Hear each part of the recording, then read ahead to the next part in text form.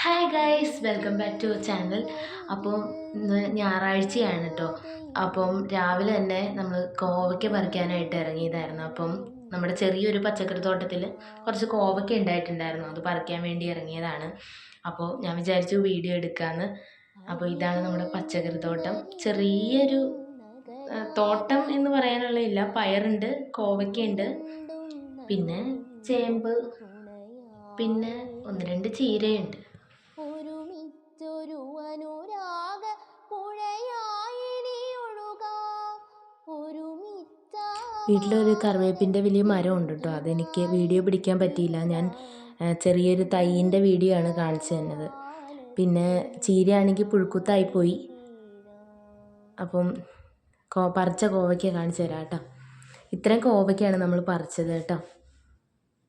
അപ്പോൾ എല്ലാവർക്കും എൻ്റെ വീഡിയോ ഇഷ്ടമായെങ്കിൽ ചാനൽ ലൈക്ക് ചെയ്യുക, ഷെയർ ചെയ്യുക, സബ്സ്ക്രൈബ് ചെയ്യുക. അപ്പോൾ മറ്റൊരു വീഡിയോ ആയിട്ട് വീണ്ടും കാണാം. Bye bye.